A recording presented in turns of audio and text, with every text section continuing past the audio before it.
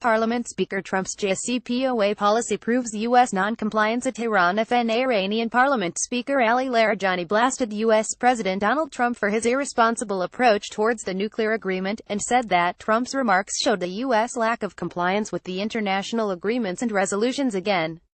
The U.S. president's recent remarks are a testament to Washington's non-compliance, Larijani said, addressing the 137th Inter-Parliamentary Union IPU Assembly meeting in St. Petersburg on Sunday.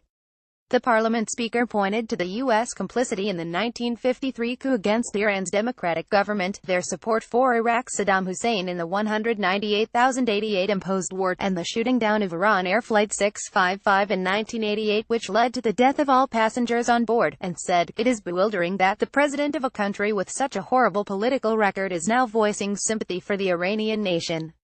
He reiterated that Trump has recently claimed that Iran has not been committed to the nuclear agreement when the IAEA has confirmed Iran's compliance in all 8 of its reports.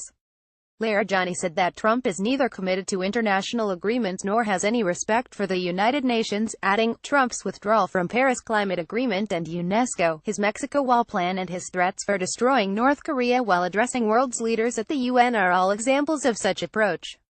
The senior Iranian official further thanked Russian government, especially President Vladimir Putin, for joining efforts with Iran and Turkey on finding a political solution to Syrian crisis on the course of Astana peace process. The U.S. president refused to certify the 2015 international nuclear agreement between Iran and the 5 permanent members of the UN Security Council in Germany, and warned that he might ultimately terminate it, in defiance of other world powers and undermining a landmark victory of multilateral diplomacy. Trump said he would choose not to certify that Tehran is complying with the nuclear deal, known as the Joint Comprehensive Plan of Action (JCPOA).